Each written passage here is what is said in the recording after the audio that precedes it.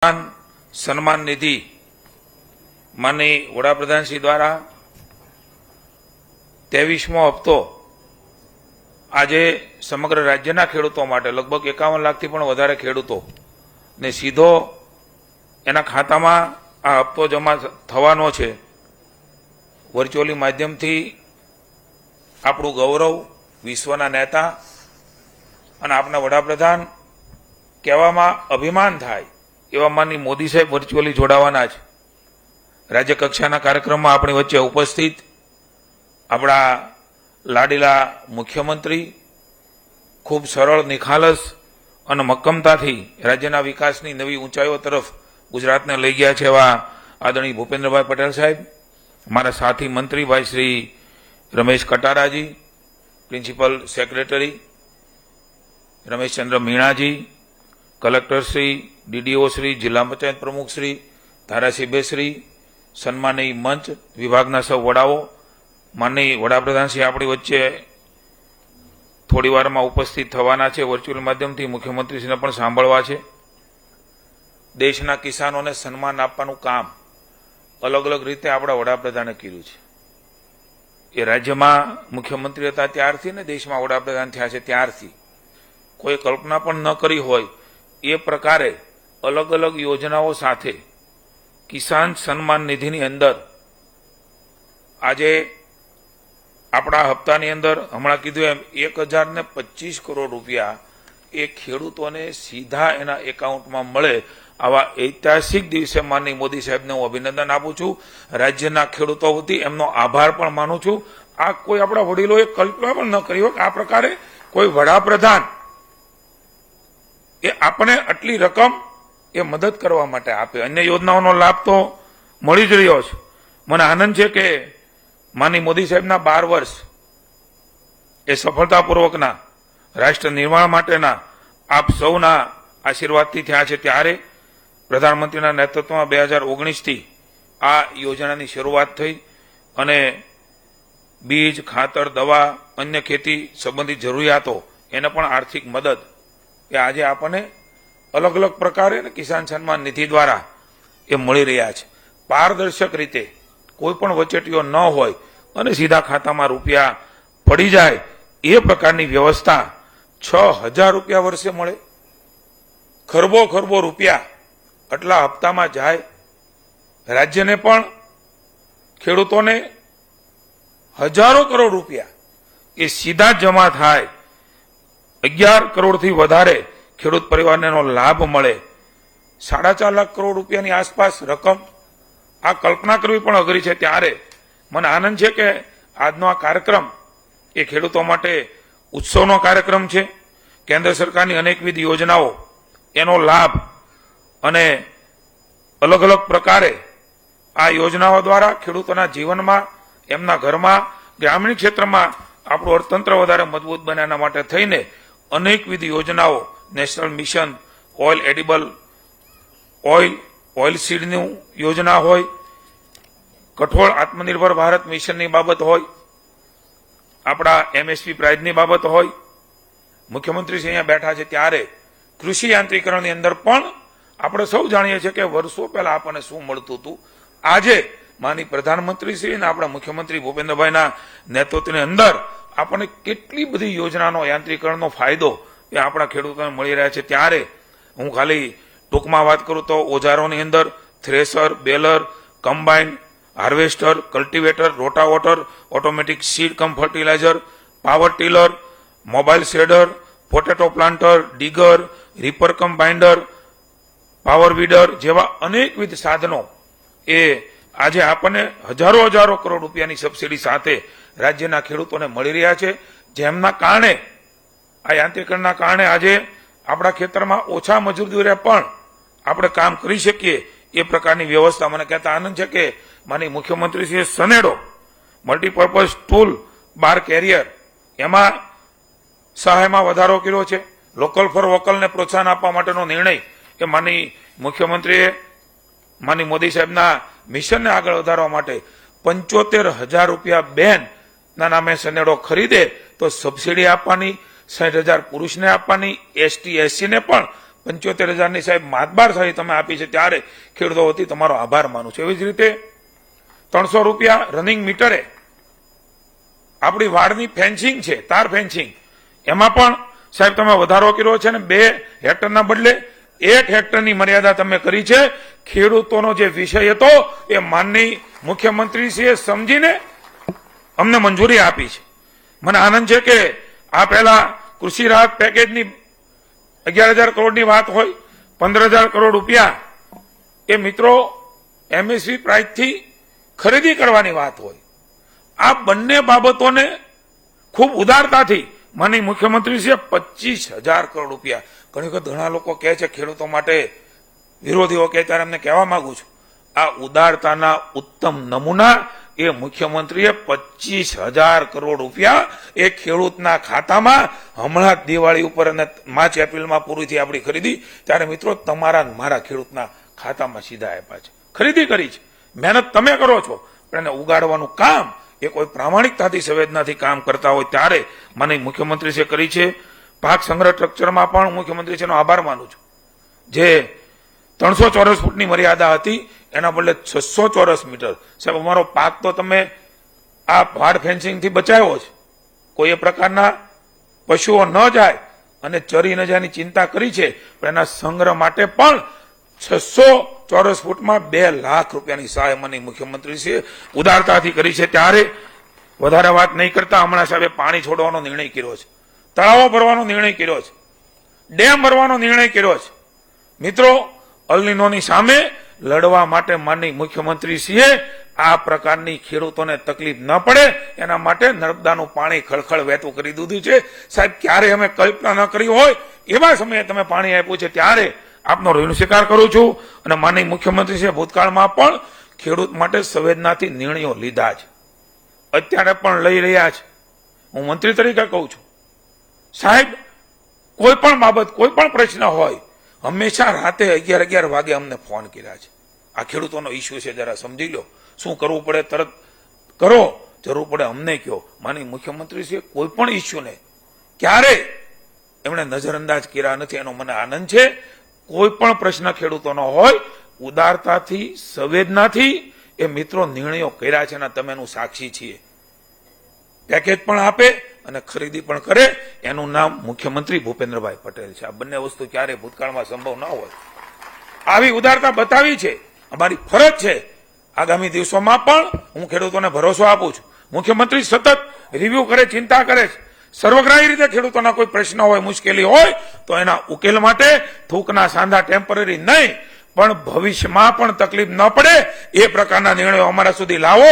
અને નિર્ણય માનનીય મુખ્યમંત્રીશ્રી અમારી પાસે મગાવે છે અને નિર્ણયો કરી રહ્યા છે. હું રાજ્યના ખેડૂતોને કહું છું, આ પ્રકારના સંવેદનશીલ મુખ્યમંત્રી એ આપણે ભાગશાળી છે કે ગુજરાતને મળ્યા છે. મિત્રો આપણા દુઃખે દુઃખી અને આપણા સુખે સુખી, ખેડૂતોના દુઃખે દુઃખી, ખેડૂતોના સુખે સુખી એવા આપણે મુખ્યમંત્રી મળ્યા છે. ત્યારે કોઈ પણ પ્રશ્ન સમસ્યા હોય એ મિત્રો એના સમાધાનો હોય જ, અને આવા મુખ્યમંત્રી છે ત્યારે એ સમાધાનોની અંદર રાજ્યની સરકાર મુખ્યમંત્રીના માર્ગદર્શન નીચે આગળ વધી રહી છે. આપ સૌને ખૂબ ખૂબ અભિનંદન. ભારત માતા કી જય. વંદે માતરમ.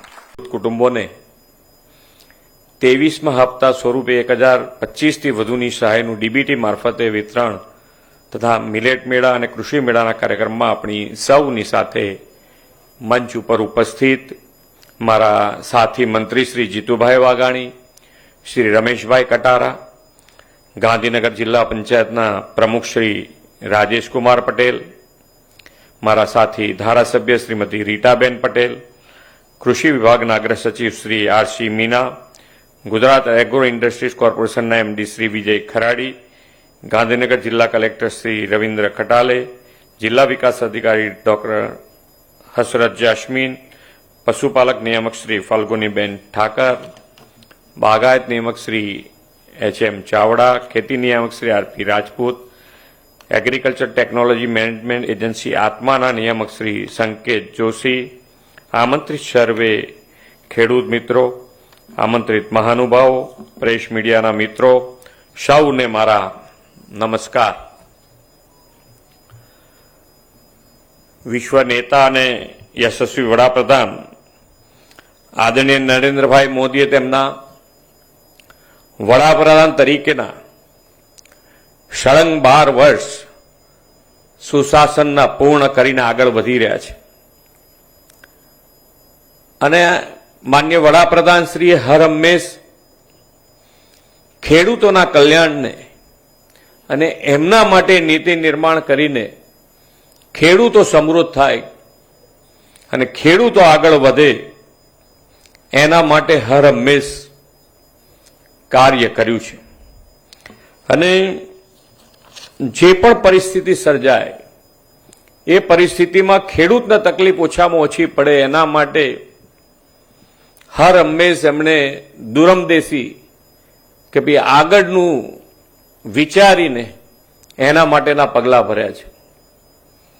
ખેડૂતો અને ખેડૂતો માટેની તકલીફમાં મુખ્ય પાણીની વાત છે અને જો પાણી ન હોય તો ખેડૂત તરીકે આપણી તકલીફો કેટલી બધી વધુ હોઈ શકે એ ગુજરાતમાં અહીંયા બેઠેલા ઘણા બધાએ અનુભવેલી છે કે જો પાણી ન હોય તો આપણી પરિસ્થિતિ શું થાય. વરસાદ અને વરસાદનું પાણી પણ પહેલા આપણે એકલા વરસાદી ખેતી કરતા હતા, હવે નહેર ને બધું થવાથી આપણે ત્રણેય પાક લઈ શકીએ એ પ્રમાણેનું માન્ય વડાપ્રધાન શ્રી જ્યારે અહીંયા મુખ્યમંત્રી હતા ત્યારે આયોજન કર્યું અને એનો લાભ અત્યારે આપણને મળી પણ રહ્યો છે. પણ જ્યારે આજે વરસાદ માટેની આગાહી આપણે થતી હોય છે, દર વર્ષે થતું હોય છે. આ વખતે અલ નીનો એટલે કે આ વખતે વરસાદ જે 100% થતો હોય કે આપણા ત્યાં આગળ 70% વરસાદ થતો હોય તો આ વખતે 10-20% એનાથી ઓછો થાય એવી પરિસ્થિતિ સર્જાઈ શકે એવું અનુમાન છે. આપણે અત્યારથી એના માટે ગભરાવાની વાત ના હોય, પણ આપણે અત્યારથી માનસિકતા આપણી બનાવી દેવી પડે કે ભાઈ વરસાદ ઓછો પડે તો આપણે કયા કયા પગલાં લેવા જોઈએ, કયો બીજ વાવવું જોઈએ જેથી કરીને પાણીની ઓછી જરૂરિયાત પડે. અને સરકાર તરીકે અત્યારે અમારી પાસે નર્મદાનું પાણી ક્યાંક ક્યાંક વધારે હોય તો એના માટેનું આયોજન પણ સરકારે કરી દીધું છે અને તળાવો ભરવાથી માંડીને ડેમમાં પણ નર્મદાનું પાણી જ્યાં જ્યાં ભરવા જેવું યોગ્ય છે ત્યાં આગળ ભરવાનું ચાલુ કરાવી દીધું છે. એટલે અને હર હંમેશ કે ભાઈ આજે જે પ્રમાણેની આપણા ખેતરો અને ખેતરો માટે પણ ખેત બચાવો અભિયાન આ અંતર્ગત પણ વાત એક જ આવે છે કે આપણા જમીનનું જે સ્વાસ્થ્ય બગડી રહ્યું છે એ બગડી રહેલા સ્વાસ્થ્યમાંથી ખેતરનું સ્વાસ્થ્ય કેવી રીતે સુધરે અને ખેતરનું સ્વાસ્થ્ય સુધરશે તો આપણું સ્વાસ્થ્ય આપણા ફસલનું એટલે કે આપણા પાકનું પણ સ્વાસ્થ્ય સુધરશે અને આવનારી પેઢી એટલે કે આપણે જો અનાજ ખાતા હોઈએ તો આપણું પણ સ્વાસ્થ્ય સુધરે એના માટેનો પ્રયત્ન કરી રહ્યા છે કે જ્યાં અત્યારે ધારો કે આખા દેશમાં 100 એવા જિલ્લાઓ પસંદ કર્યા છે કે જેમાં ડીએપી અને યુરિયાનો સૌથી વધારે ઉપયોગ થતો હોય તો એની અંદર ધ્યાન રાખીને એનો વપરાશ કેવી રીતે ઓછો કરી શકાય એના માટેના પ્રયત્નો કરી રહ્યા છે.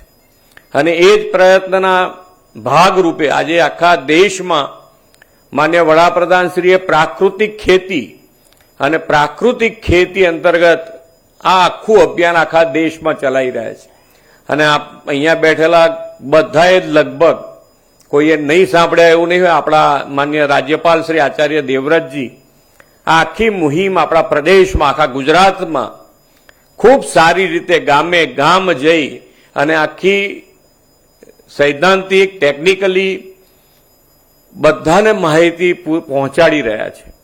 દરેકના મગજમાં ઉતરે, વ્યવહારિક રીતે ઉતરે, કેવી રીતે સ્થળ ઉપર જમીન ઉપર આપણે કેવી રીતે આ પ્રાકૃતિક ખેતી ઉતારી શકીએ એના માટેનો પ્રયત્ન કરી રહ્યા છે.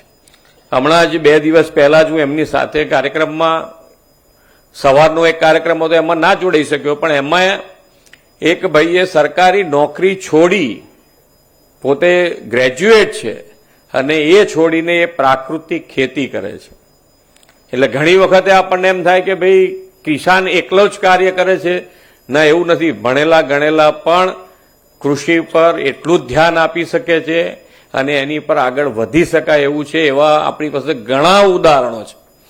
એટલે પ્રાકૃતિક ખેતી અને પ્રાકૃતિક ખેતીમાં આપણે જમીનનું સ્વાસ્થ્ય પણ સુધરે, અને જમીનનું સ્વાસ્થ્ય સુધરશે તો જ આજે તમે ગમે તેટલું રાસાયણિક દવાઓ છાંટીને પાક લેવાની કોશિશ કરો, પણ છતાંય એમાં પાક જે પ્રમાણેનું ઘટાડો જોવા મળે છે, તો એ તમે જો પ્રાકૃતિક ખેતી તરફ વળશો તો જે પ્રમાણેના અત્યારે સાયન્ટિફિક આપણી પાસે રિઝલ્ટો છે કે એમાં ક્યાંય ઉત્પાદન ઓછું થતું નથી, અને જે પણ ઉત્પાદન થાય છે એની કિંમત પણ સારી મળે છે.